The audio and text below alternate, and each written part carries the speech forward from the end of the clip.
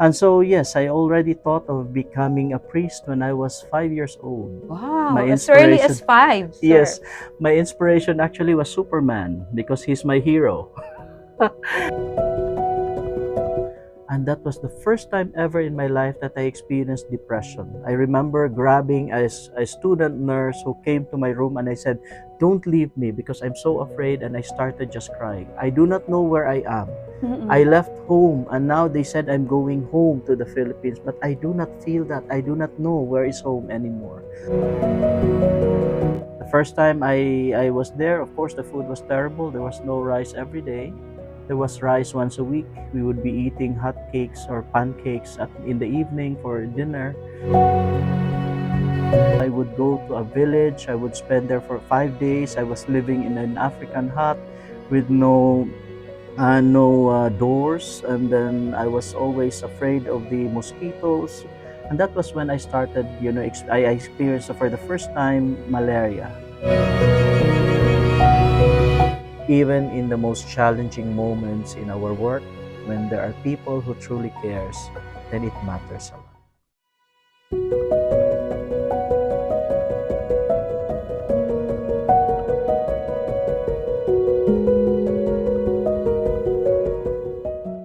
Maayad Haaldaw and Happy New Year, BukSU community. Welcome to another episode of Real Minds, Real Stories, a BukSU podcast series. Before we capped off 2025, we were able to listen to an inspiring story of hope shared to us by Dr. Biola Joy Quezon Damasco. Her story reminded us that no matter how dark life may seem to be, there would always be a glimmer or a glitter of hope willing to be found.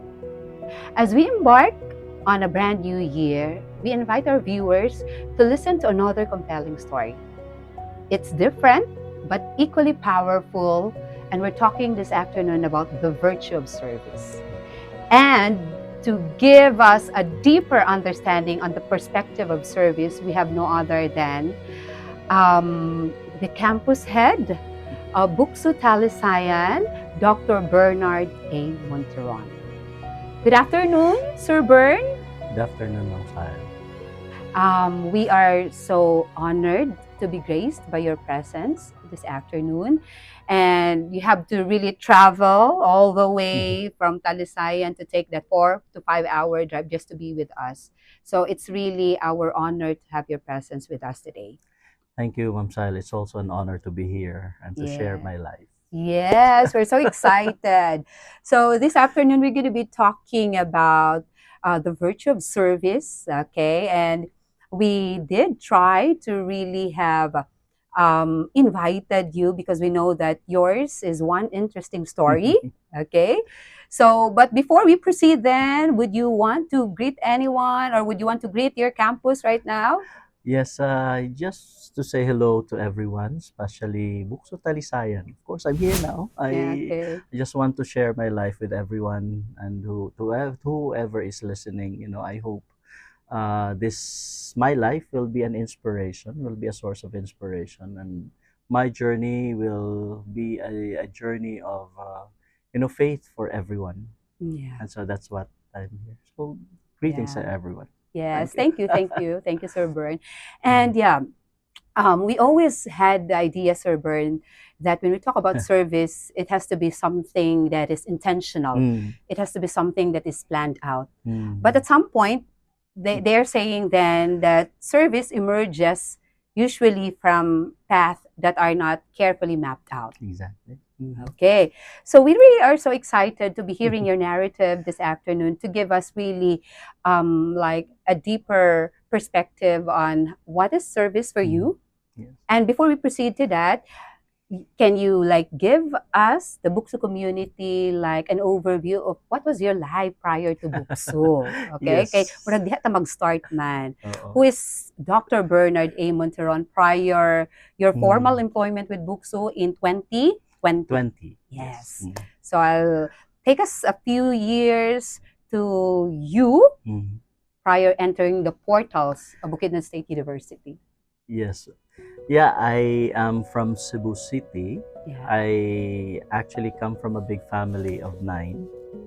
in the family, we always believe that working together as a family, all the household chores that has to be done must be done by us, despite the fact that we had some people who were helping us at home.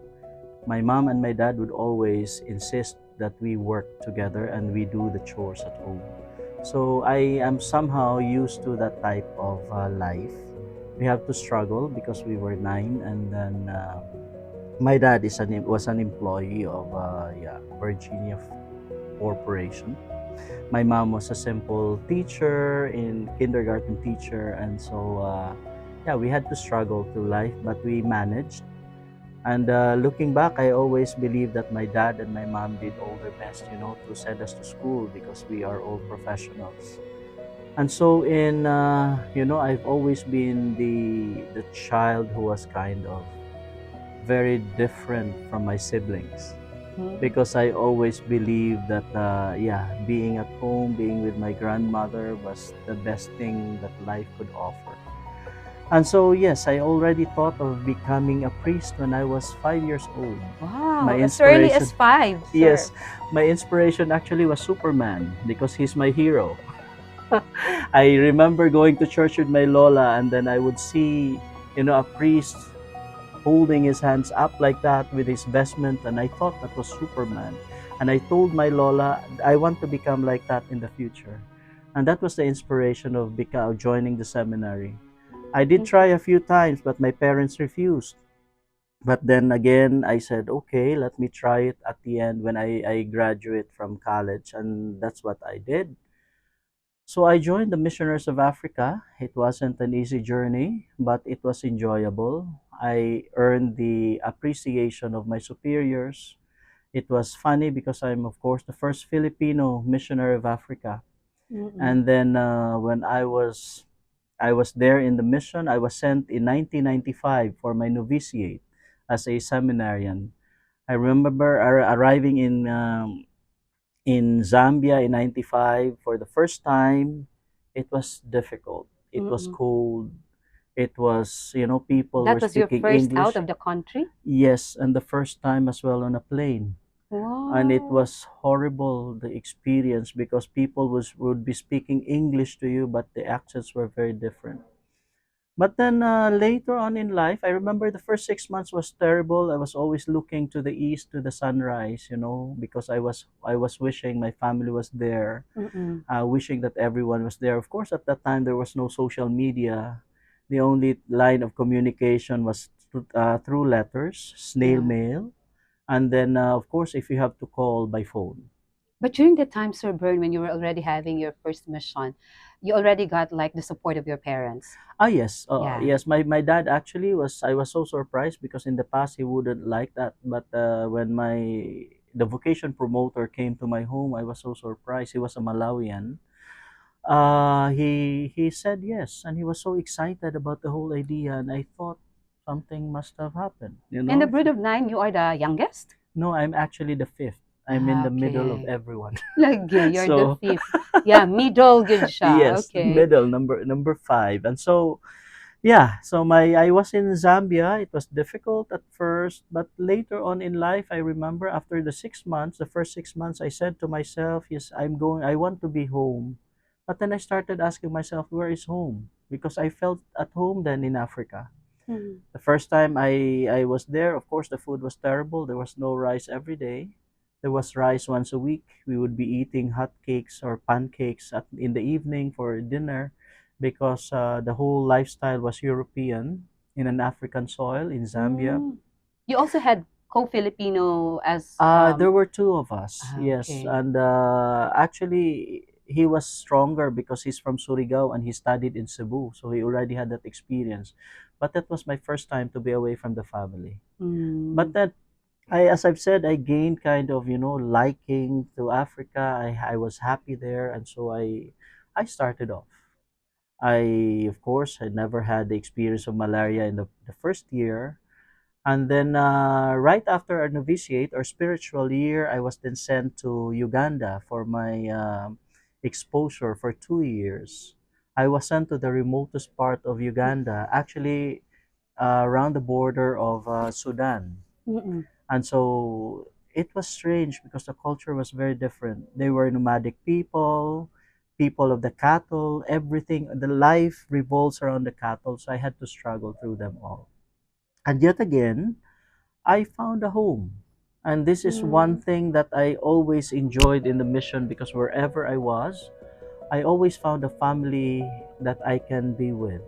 In Zambia, I had a family there who was helping me and they were actually making me feel at home. In Uganda was the same, and I'm very grateful. They called me their son. I was really part of the family. I experienced mission as a student or as a seminarian, and it was beautiful. I would go to a village. I would spend there for 5 days. I was living in an African hut with no doors, and then I was always afraid of the mosquitoes. And that was when I started, I experienced for the first time malaria. And from then on, Mm-mm. I would have malaria every 2 months. The first malaria I had, it was, it was terrible because I struggled for 3 weeks. And I remember from 70 kilos, I went down to 59 kilos. I was so thin because I couldn't even eat, and Mm. I had the difficulty walking because I was, I just didn't have the appetite, and it was terrible, and it was so hot because it's of course at the border of Sudan, that's towards, just very near the Mm. Sahara Desert, and so Mm-mm. therefore it was terribly hot. And I said the heat isn't like the Philippines where it's humid. It was just dry heat, Mm. completely dry. When you're in the mission, Sir Bern, you would not have like communication with your family, or are you allowed at some point? Yes, So your we family knew at that time that you had malaria. And no, I never Mm. told them anything because I never wanted them to worry. And besides, the mode of communication was only through letters, snail Ah, mail. So yeah, it would true. take at least 3 to 4 weeks for my letters to arrive in the Philippines, and then vice versa. That means 2 months, Oo. basically, before I could receive a letter from them. And I also didn't like much that because, I mean, every time I would receive a letter, I would become so emotional. I would start crying because I would be missing home. Yeah. I'd be missing the food, I would be missing the people. There I had to learn the local language, which I think I did really well. I like, I can actually learn any language as long as I am exposed to the area, to the people. I like the way I learn a language is through imitation, and so that's what Mm. I did. And so yeah, Oo. my life went on like that. 2 years in Uganda, and then that was after 3 years. I had to come home for my holidays for the first time. Then it became so emotional because leaving Uganda, leaving Africa for the first time was like, leaving home again.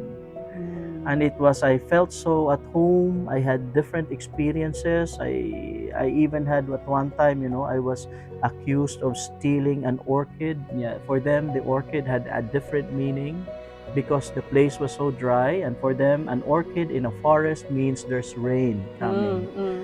And for me, as a Filipino, I thought I would get this orchid because I want to put it in my grotto because I had a statue of Mary, Mary. and so I wanted to put that thing. But then they had a different way of Mm-mm. understanding it. Mm-mm. So I was accused. I was brought to the tribunal, the local leaders tribunal, Oh.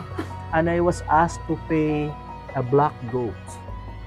And then the Mm. black goat, the blood was actually sprinkled in the tree where I actually removed. I took the beautiful orchid. So it was Oh, I all know. this, a Yeah. real strange thing, and yet I felt I was in love with Africa. I was so happy there. The mission was part of your formation, or yeah, Yes, it was part of the actually, the formation. first 3 years here in the Philippines was only for philosophy. Ah, okay. And then right after philosophy, we were sent to the mission for the spiritual year, for the 2 years of exposure in the parish, and then theology. And then after which you're gonna be ordained. Ordained, yes, for the ordination. So the ordination Happened was here in the Philippines happened in in this. 2002. So it was a Okay. funny thing. I also had my experience of depression for the first time. That's why when people talk about depression, I understand that because leaving Uganda, coming to the Philippines was one of the most difficult times, and I had malaria. So I remember arriving in the capital just days before my flight. I was confined in the hospital, and that was the first time ever in my life that I experienced depression. I remember grabbing a student nurse who came to my room, and I said, don't leave me because I'm so afraid. And I started just crying. I do not know where I am. I Mm-mm. left home and now they said I'm going home to the Philippines, but I do not feel that. I do not know where is home anymore. I was kind of lost and I was depressed. Luckily enough, the student nurse was very willing to listen to me, and that helped me a bit. Oh. Traveling back to the Philippines, I had to go from Uganda to London, and in London I was there for 16 hours, and I was shaking with malaria. And at the airport, at Heathrow Airport, I remember it was so difficult, and I was shivering there, and I had to struggle to look for food, and all I could eat was McDonald's because I couldn't even understand the accent of the British people. It was so Mm. terrible, as if they won't even open their mouth. And coming home, I remember for 16 hours flight from London to Hong Kong, I remember that most of the time in the plane, I was just sleeping. Because I had malaria, I Yeah. was taking medication. And I remember that I would wake up and there was again another plate of food at the plane. It's served by the air hostesses. And then I said, yeah, I couldn't eat that. So I arrived in Hong Kong. But when I arrived in the Philippines, everything changed because suddenly I said, I am back home. And that was when Yeah, I but started. that's interesting, Sir Bern, ba, Mm, on your concept of home. Yeah, yes. so usually you get attached to a particular place, and Yes. then that's why it's difficult for you to live again. But when you're back again to your, yeah, but nothing, of course, nothing is really Mm. incomparable man gyud ang home nato and the family. Maybe it's because of the whole idea of loyalty that I had experienced from my own family. Yes. That we were there. It was only when we were adults and we were older that we started leaving home. Yeah. But the whole idea was for my dad was always saying it's always good that we are together, no matter how poor, how difficult life can be. True. So see, maybe it's from that experience. From the concept Mm, of family yan yes, established sa inyo yes, agyod sa family. yes, yes. So right And after ordination, Sir Bern, no, right after diretso. that, I still went back to Kenya for my theology, 4 years of theology. And then Mm. I was ordained in 2001 as a deacon. Mm-mm. And it was also interesting because during my ordination to the diaconate, I also had malaria. I remember Grabe. that the ceremony, the mass would Grabe ang start at 2 o'clock. cases. And at 1 o'clock, I said to the parish priest, I said, can I just sleep for an hour and you wake me up at 2? And he did. I was okay when I woke up because I told God, I said, Lord, if this is for me, then you will make this happen. And he did. Because when I woke up at 2 o'clock, I was okay from malaria. And so I was ordained. It was a beautiful day. Of course, my parents couldn't go to Kenya because that's expensive. And right after a year later, I came back home for my ordination. That was May 25, 2002. It was a beautiful day. I remember I could see my dad, my relatives, entering our parish. It was Cardinal Vidal who ordained me. Oh. And everyone was crying, and I was kind of wondering, why are they crying? Am I going to die? I'm just getting ordained, and that's it. But it was the meaningful thing for me.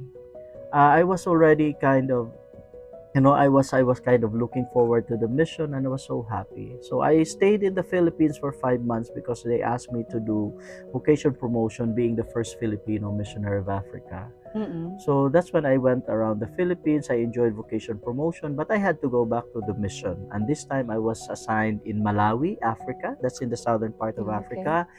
It's a beautiful place. I was in the northern part. They call it the Canada of Africa because that's very cold and really nice. And so I started learning the language. Again, I had no problems learning the language, the local language. I still speak that language. Wow, I amazing. enjoy speaking that language with the people, and I really had a good time. 3 years, and then I came back home for holidays. Went back again, and every time I come home, when I leave the place, I feel bad. When I arrive, I am happy, and when I leave the Philippines, I feel bad. So it Yeah, was I all think that, it's the same that missionary experience, kind of no? experience. And I said to myself, I didn't know that all these years, no. I thought you would get used to, leaving home and things like that. But you never. Every time you leave, it's always, full of tears. Especially seeing my mom crying. That when will I see you again? I hope I Mm-mm. will still be around. All the dramas of my mom. And she has always been like that. I love Like, her for that. yeah, Mm. but I think, I believe mothers are really like that. They Mm. never get, diba? They would always look at you as really the young Yes. bird art. But Sir And Bird, in total, how many years were you in mission before you get to realize that I actually was there for 11 years in Africa? in Africa. That's in different places of Yes, Africa, from Zambia, Uganda, the Kenya, Kenya and and Malawi. Malawi. So 11 four. years. Wow, 11 years. I And then enjoyed that. finally, coming back home, going back to the Philippines, finally you when was how was it? How was like the transition? What was Yeah. really the turning point when you finally have decided that no longer going back to the mission? No, not yet. Not yet. Actually, Okay. 2006, when they really had to convince me to come back to the Philippines to do vocation promotion. Mm-mm. I said to them, no, please don't send me back to the Philippines because I'm sure I will not be back, or I have a very difficult time going back to Africa, Mm-mm. because I was Mm-mm. so afraid of getting used to our life again in the Philippines, because life in the Philippines is easier, so much easier than the life that I experienced in the mission. Not on the point of view of being a missionary, but from the people themselves. I have seen poverty, real poverty happening. And so in 2006, they managed to convince me to come back home because they said I will only be here for 3 years to do vocation promotion. And I said, vocation promotion? I said, yes. When I arrived in the Philippines in 2006, I was so surprised that I was told that yes, they were already informed that when I arrived, I would be the superior of the congregation in the Philippines. It was a struggle because there was a kind of a little power struggle there with my former superior, and it wasn't that easy. But I managed because I said I always in myself I always said whatever is however difficult it is, I know there's always a way through. We can always move forward, and we can always be happier, and we can always find a way of making things right. And that's Yeah. what I did. I tried my best to do vocation promotion, but of course right after the third year I was told to continue for the next 3 years.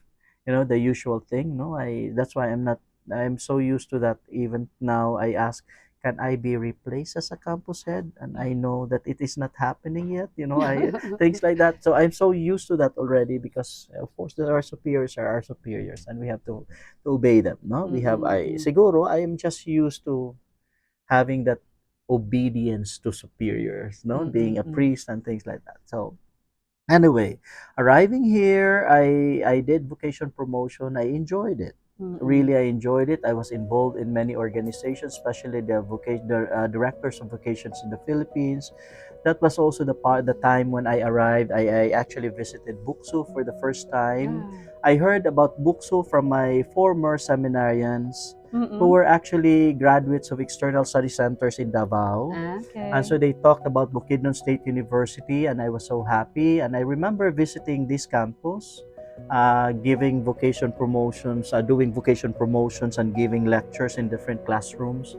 And I remember standing in front of the gate of this very, very university, and I said to myself, one day I really would like to work here. Wow. And I didn't know that was a prophecy. I didn't know that But was that that was was prior 2010. Before pa Yes, to? prior to During to 2010. Yeah, yeah. during the beginning of my Okay. work as vocation Yeah, promoter. yeah, yeah. First time coming to Bukidnon with knowing nobody, Balay-Balay especially. I haven't been here before, or maybe I passed by going to Davao, but that Mm-mm. was the Mm. only time, I only Mm-mm. have seen it from the streets. But arriving here, it was good.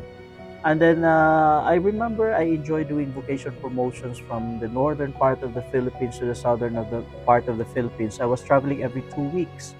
I was always at the airport every 2 weeks because I had to travel. Mm-mm. There were times when I was so exhausted, I would even come to Cagayan de Oro, to rest for a few days and then go back to Cebu, or I go to Bohol and then Mm-mm. come back to Cebu and things like that. But yes, I got so involved in many different organizations. I was even the national secretary for all the vocation promoters in the Philippines. I would also be going to CBCP every now and then to celebrate mass at the CBCP for the Mm. employees there because it was our turn. And then I was doing some, I was the officer of the DVP. I was even the president there doing vocation promotions. In short, I really enjoyed that. So Mm-mm. in 2013, Was that the turning point? Yes, because I had a mild stroke. Oh, In okay. 2013, it was so strange because I was in Cagayan de Oro. I remember visiting Talakag. That's why that word, when I heard Talakag, I said, yeah, I visited that place once. The roads were terrible. They weren't At that cemented yet. time, And I remember I had to push the car that I used to get to the mountains of Talakag because I had candidates for the seminary there. And as I was about to go home, I remember that waking up, I couldn't stand anymore, and everything was turning down, and everything was turning up and upside down. And so what I did was, I said, please help me. And then I was taken to one of the hospitals here. Then I went home. That wasn't easy because I had to struggle. mm-mm. It was difficult. It took me, I needed time to recover. At that time. And so, yes, I was so slow. My heart, I had the problems with my heart and things like that. I had to do a rehabilitation, a cardiac rehabilitation, something like that in Cebu. I remember that I would be walking slowly. I couldn't just turn right away Okay. because I would feel dizzy and all. So it took me at least a year and more to really recover. And so So that that's what I did. somehow really had like an influence on, or not really an Yes, influence, that but was a somehow, kind of a turning point. No, it was okay. hard, and I even asked God what happened, Hmm. And yet, in those moments, I remember one of my prayers was this: that Lord, although I had this type of prayer before, even as a seminarian, wherever you will take me, I will go. Hmm. No, wherever it is, Lord, whatever is next to my life, I will be there. Yeah. And so in 2014, I decided the university where I graduated, I from high school to college, they had been asking me that, Father, could you please help us? We need you in the guidance office. And then right after that, they said, no, we need a SAS director. Could you please help us organize the whole thing? And which I did. I said, okay. I asked my superiors in Rome. I called them and I said, Father, this is what's happening. And then they said, is it okay for me to work since I'm not well yet? Hmm. And they gave me the permission. Yes, you go there, you as a chaplain and as a SAS director.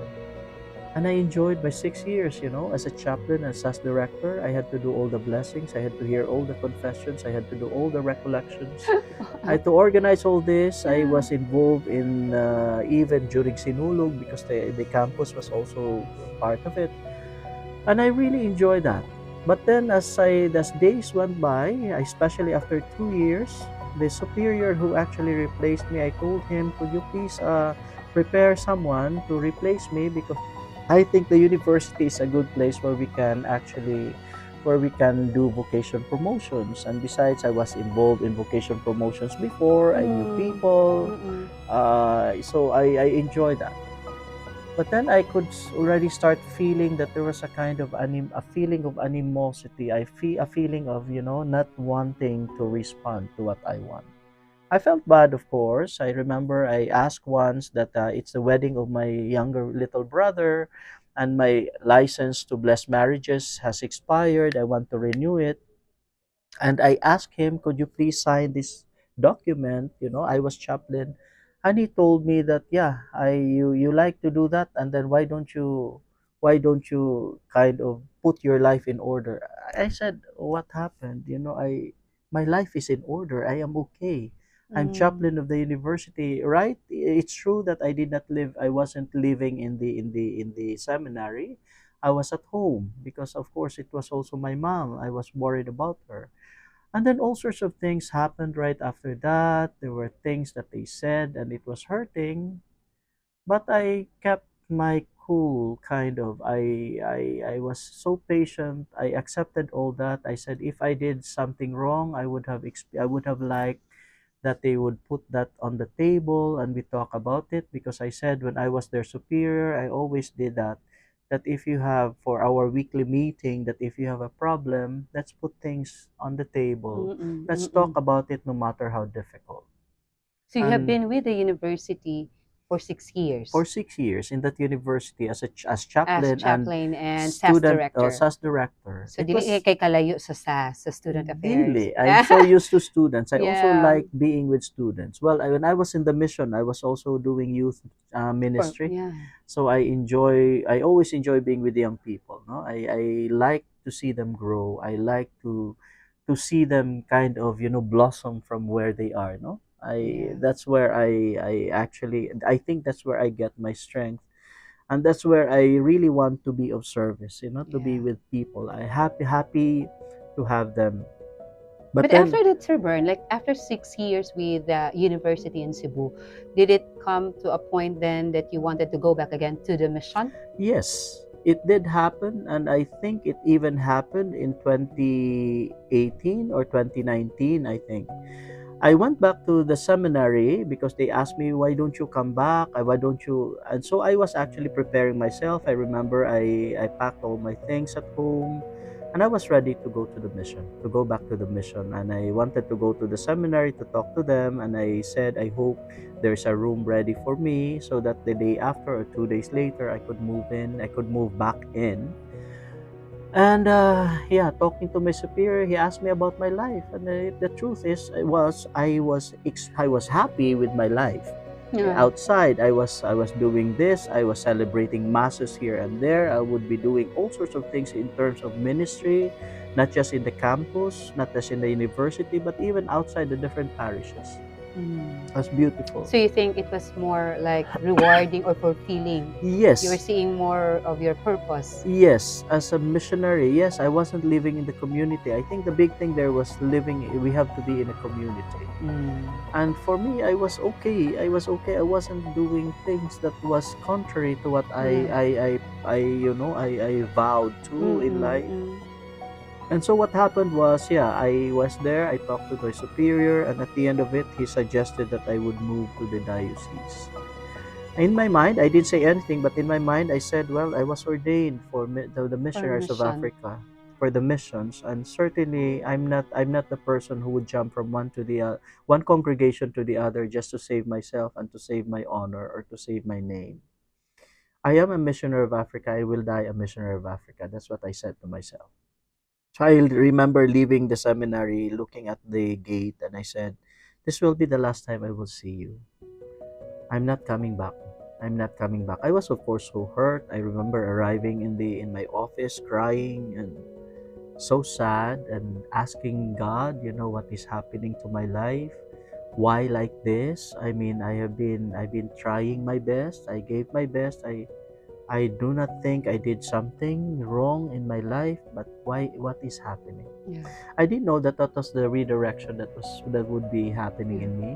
I was even told that if you don't want to go back to if you don't want to move to the diocese, you can write a letter asking for dispensation from the Pope. Mm-mm. Mm-mm. That was so I wrote a letter, but in my letter they asked me to write about the history of my vocation, but there was really no reason. So I remember stated that in my letter that yes, my superior asked me to write this letter asking for dispensation. Mm-mm. But if you ask me, Holy Father, this is not what I want. That's what I said because I am a priest and I In will the be a letter, were priest you able forever. to really had like a response coming from the? No, until now. So I'm still waiting for that response. I don't know if it will ever come. Okay. But But well, in concept and in operations, but the moment that you haven't had like the disposition, you are still. yes, of course. I mean that's how it Mm. is. And so yeah, from time to time, my colleagues, especially the So you Filipinos, they're could so kind still to me. celebrate mass, or they? Yeah, but I chose not to. Okay. Especially that right after a few months after that, they said that I could no longer celebrate mass, and there was something happened in the congregation, and so therefore, there was a kind of suspension. So I said no, I wouldn't. I decided not to Yeah. Okay. celebrate mass, not to perform the duties of a priest, but I am a priest. I Mm. will live my life, As a the priest. way I do that. People at times joke at me that maybe it's time for you to get married. I said no. I already promised myself to God, and that's how it will be the rest of my life. Yeah, what if you meet someone? I said, yeah, let that someone be there, but I do not know, that's not my intention. I will be like this forever. Yeah. So came the redirection. Right after all those drama in life, the crying and all, I started thinking that I need to move on. Mm-mm. And moving on, I think, was one of the not the hardest, but really the maybe even the best kind of jump that I did in my life. Mm-mm. And then came the idea of BukSU. And how did it come? Because I had some of the faculty. There was a faculty member here before, Mm-mm. who was my student in social work, in Masters Mm. of Science in Social Work in Cebu. And she said, Father, why don't you, we need someone like you in BukSU. Why don't you apply for BukSU? And I remember I told Yeah, you that you were I in a I said I vocation. want to be in Malaybalay. I Ah, want to work here in this institution. Long time ago when I was doing yeah, vocation yeah, the promotions. vocation. And so that's what I said, yeah, that would be a nice idea. And that the thought of Malaybalay was good Mm. because I said, Malaybalay is a beautiful place. I like Malaybalay. I like the weather. I like the people, and of course, there's plenty of food here.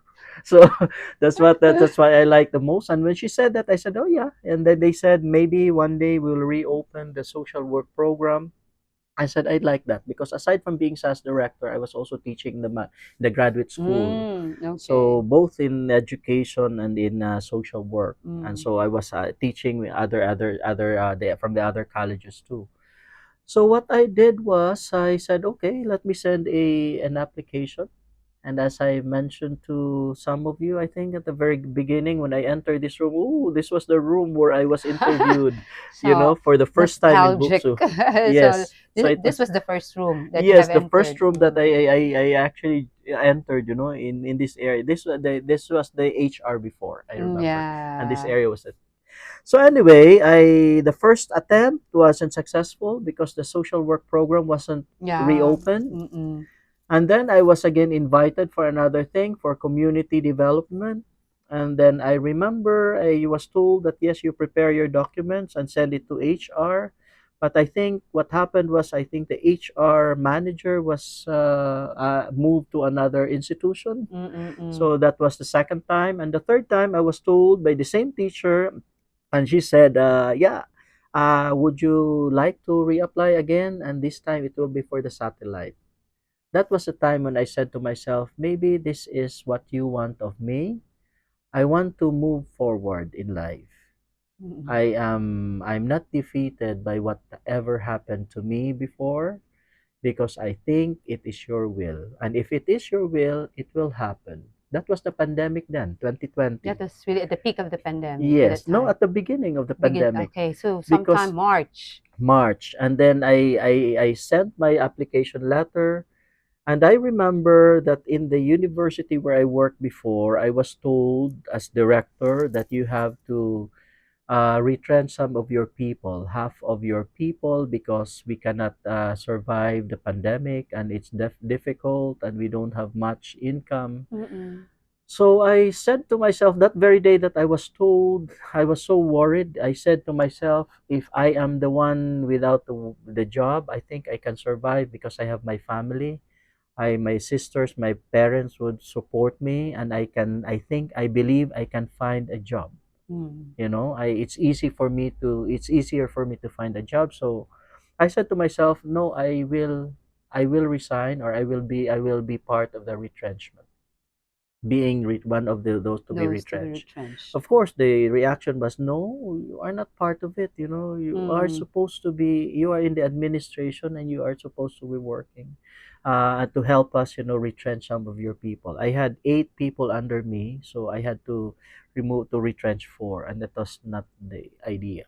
Mm-mm. Anyway, when I said I would resign, my assistant said, if father, if you are not in the university, I will not be here as well. I will actually resign as well. Another one said I will resign. So that saved them. They're still there up to now, actually. Yeah, okay. And so the day I was told that I need to retrench for them, that was also the time I was called by HR to I was told that you have to prepare for the interview. So it was all kind of a blessing to me. And it was the pandemic. It was so difficult to get all those documents. My God, working in the government is so difficult with all the documents, that you need. But Yeah, I managed, requirement. all these clearances from regional trial courts and city courts and whatever that Mm. was, psychological exams. I didn't know how to get But you them have to because it was at the pandemic. travel, di ba? What's it? You have to travel back and forth to Cebu, No, here. by then I wasn't here yet. I was still in Cebu, and I had Mm. to prepare all my documents. But Mm-mm. to tell you the truth, in a week's time, I got all my documents. That's why Wow. I said, "This is your will, God," because I said, Yeah. "If this is your will, you will make it happen," and He did. 1 week, I got all my documents. You know how? Through my friends and my students. And I said, "Mom, you're working the regional trial court. I need a clearance for this. I need city clearance. Mom, I have this from this and that." Everything was just Oh, arranged. In a amazing. week's time, I was able to send all my papers. Yeah, amazing truly, Sir Barn. Kay pandemic time, very difficult for you to go Yes, over. especially at the very beginning. And And everything, so, di ba? yeah, so August 24, I remember we were told that yes, we will be able, we will be working, we will have a meeting for all the new employees and so on.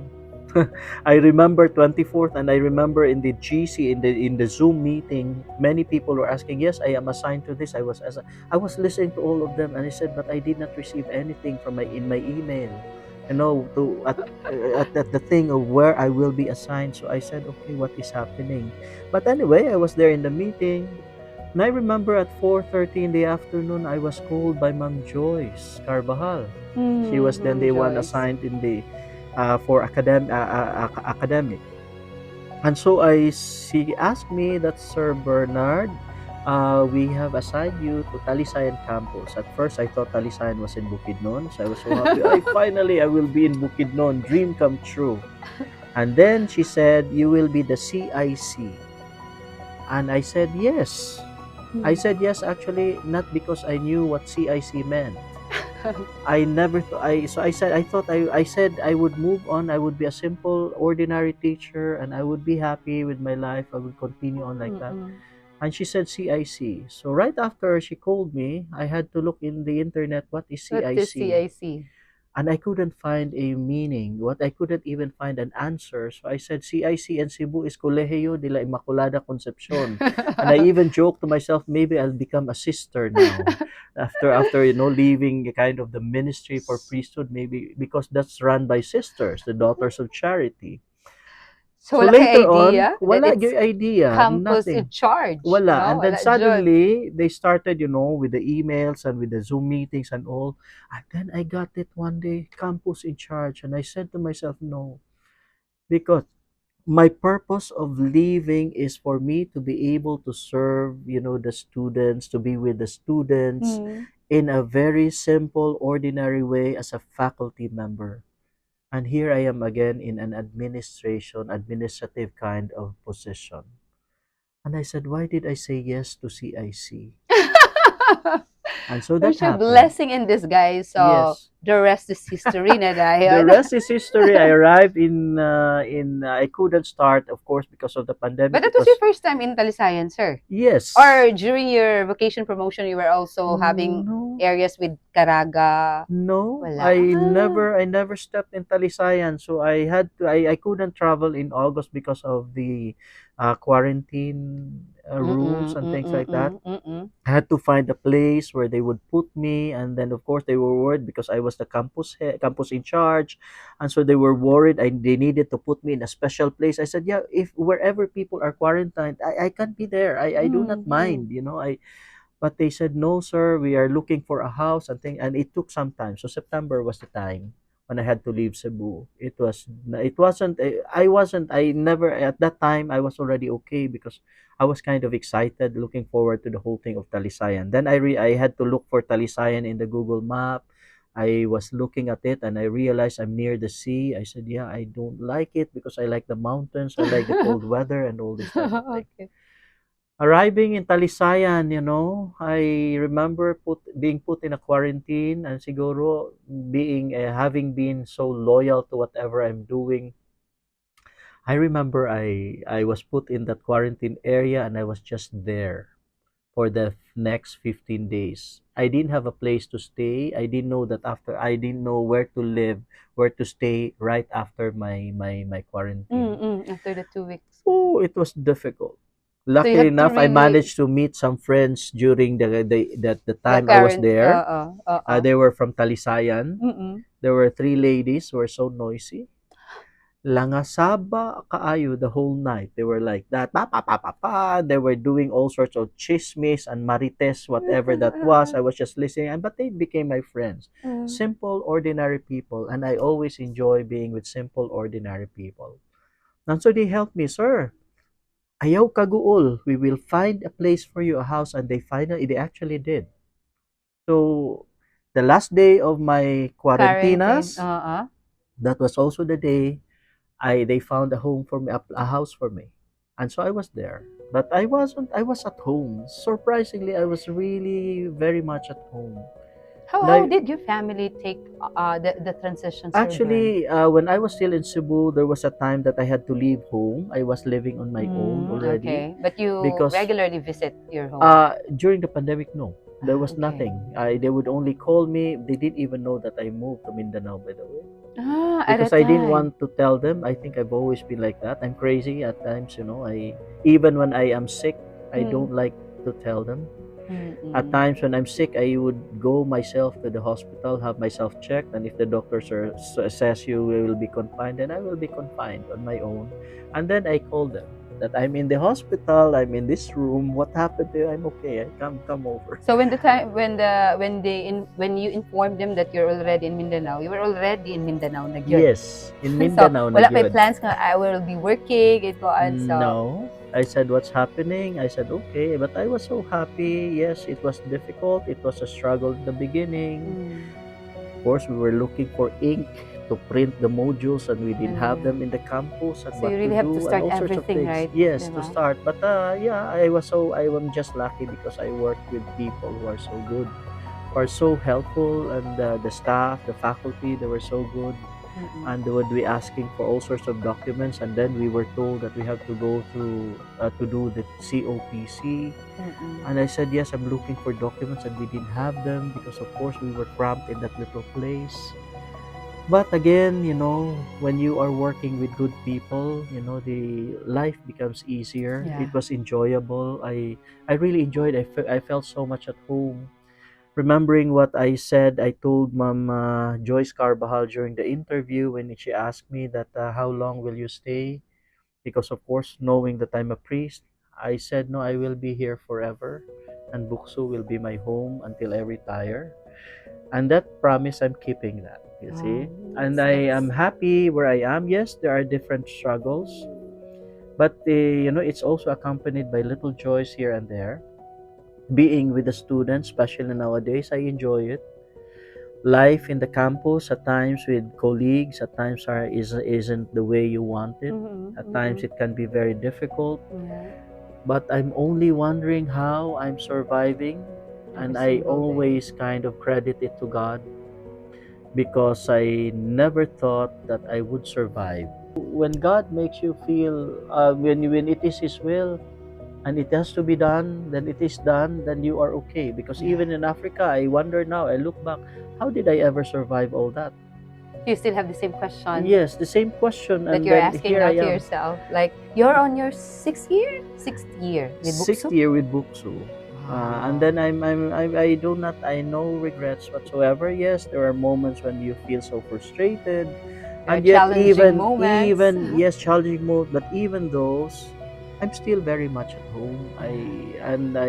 I'm no longer looking forward to another place to work. This is where I will retire. And this is Wow. where I will be because, yeah, BukSu isn't the easiest of all places. Okay. And yet, you know, it is a home to me. Our Talisayan, of course, is a home to me. As I've said, you know, it's not every day isn't you know kind of you know always a happy day, and yet you know there are moments, little joys here and there that you know Yeah, you get to you get. cherish and savor. Yes, and so yeah, it isn't easy to be a campus head. It's a True. difficult It's a thing. It's difficult, you challenging, are yet yes, you have rewarding at some point. yes, and then also it's because I think this is my mission now. It's a real redirection from Africa. I am still in love with Africa, but now of course I'm also in love with BukSU, and this is where I will be. This is my new Wow. mission. This is my new home. And as I've said, I am grateful for this opportunity. I am always grateful to God. That's why I will never leave home in the morning without praying, without saying, "Thank you, Lord, for this opportunity and thank you for this day." Even for this whole thing today, I actually offered it to God. I said, just make use of me as your instrument to talk to people, to share about my life. I do not know what will come out, but whatever it is, that's how life will be. Mission is actually not just put in one place. It's not one place. Yeah, It is true. where God wants you to be. He in my younger years, I was in Africa. I was placed in Africa. Now in my 50s, I am here in Mindanao. Well, it's also my birthplace because my parents lived in Butuan. Mm. It's almost like a full circle coming back home, kind of full Again. circle kind of thing in life. I am now living in Balinguan, in the mountains of Balinguan. It's still pretty much like Malay-Balay because it is cold. I experience the fog. I am alone. So you built na nakaibalay, the Yes, sister. I have a little house. It's not yet finished. It will be finished, I suppose, when I retire. Okay. But I enjoy. I So have you're my living with 14 dogs, wow. two Ka pigs. mga bibo. Oh, Say and mo. then yeah, they're like it's like having children actually. Saba usahay, my neighbors would think that there are so many people in my home, but it's just me and my babies, my four babies. I have my two pigs. I have my four chickens. Now they're actually multiplying. And I enjoy my life like that. Yes, I am busy from Monday to Friday, but I always make it a point that Yeah. Saturdays and Sundays is the me time. Yeah. I Yeah. spend it I spend it in at home. At home. I plant, I take care of my babies, I Yes. clean my home. From time to time I ask somebody to come and help me clean my house.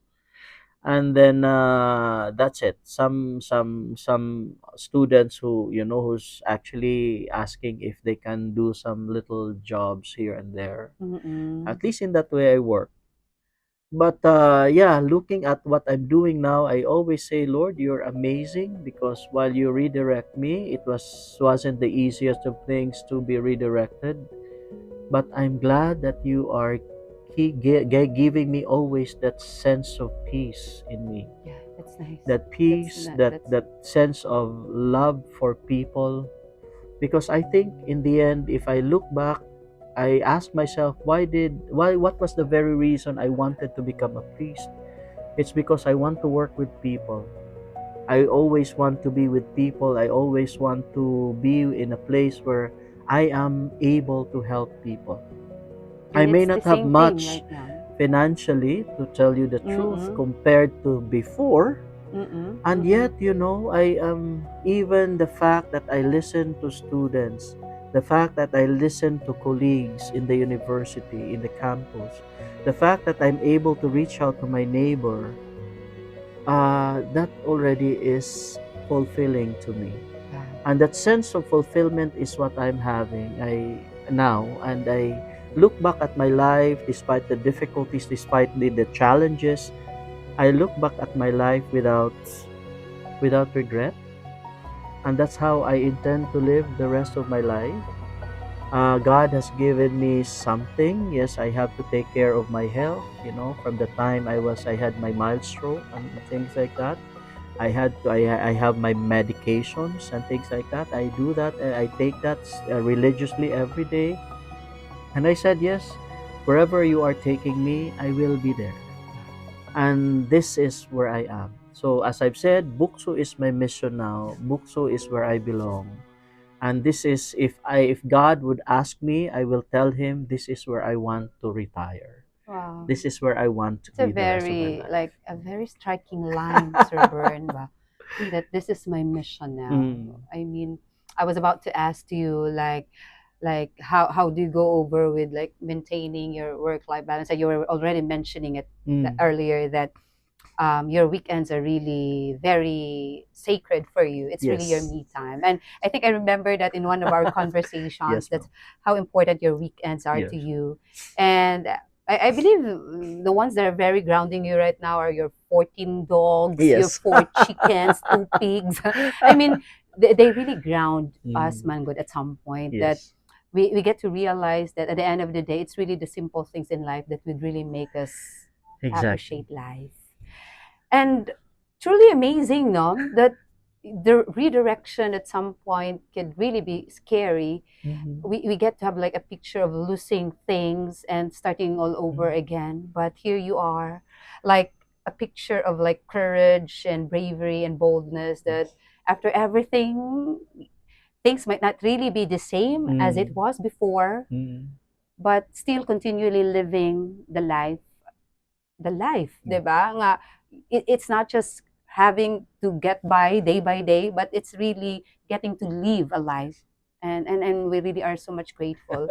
I mean, truly, I Mm. could really understand how challenging could it Yes. be managing Mm. really a campus. Yes. You have to be like administrative from a perspective of an administrator. At the Mm. same time, you have to go over and Yes. understand, of course, students' needs. So you have to really go over with all of these little and big things Mm. that are happening, and still has to also manage your own personal Yes. and, diba, health related, diba? Actually, this work actually teaches you a lot, and I learned a lot from this, huh? From Mm-mm. students, from the way things are in the administration. Yeah. I never thought I would be looking, I would be at least monitoring, a building coming up. I never thought, Engineer, yes, architect, mahimo tanan. ka tanan all You can around. even become the utility, or you can Yeah, at even some become the, point. the, the, the, the security guard, when there is no one nga Yeah. nag-work. And it's challenging, and you are right there, Ma'am Sile, when you said it's scary. Redirection is scary, and yet, if you only believe in yourself and in God, things will happen. Yeah. And then you somehow, it's almost like being in the dark, and suddenly you see the sunrise. It's a beautiful thing. And now I actually I do I am not wishing for anything in my life, except that I'm looking forward to my retirement in 11 years time. Wow! Naka-countdown na ato. 11 years time, and then mao lang yun na siya siguro. So And it's something that you like do look mm, forward to. so new mission, new life, new mission, and yet it's a beautiful thing. Yes. As I've said, I have no regrets in life. Yes, I was hurt by many people. They said all sorts of nasty things to me, and yet I look back, I have forgiven them all. I have forgiven all. And I look back at those challenges as steps towards this redirection. It wasn't easy, and yet, I'm sure there will be other things, other challenges along the way, but I'm no longer afraid. No. I am at home, I am here. I'm just, as I've said, I'm looking forward to retirement. I Wow, am that's happy. that's that's really truly like impactful to really be hearing from someone who really went through with all like the transitions in life. Yes. It really is nice to be talking Mangod with pure wisdom coming from your actual experiences, having to Yes, go ma'am. over with all the places in Africa, Yes. going over with your 6 years from a university in Cebu, and then coming here with all your advocacies pa for vocation. And like right now, Sir Bern, if there would be like viewers Mm. listening to us right now, no, if they're at the crossroads and they're also going through with this calling, probably for redirection Mm. or for transition in their lives, from everything that you have narrated to us like today, what words of wisdom could you give us, or could you give our viewers who's going through this crossroads right now? Yes, for all of you viewers who are at the crossroads of life, the first thing to do is always to believe in yourself. And with that belief in oneself, put God as well. Put God along the way, and He will surely pave the way for you to a better life. If we are challenged now, it's because we are being prepared for something greater, something bigger than us. And so do not be afraid, just trust God. As a priest, I remember I always said, listening to old confessions and old sharings in life, I discovered actually that the biggest sin in this world is fear. It is when we remove fear from our life and we start believing in ourselves and in God, that we become who we truly are. And peace comes in yourself, in your life. Wow. That's how it Nakahimuklog, is. Sir Bern. But that's truly amazing that when we remove fear, everything fall into place. Yes, exactly.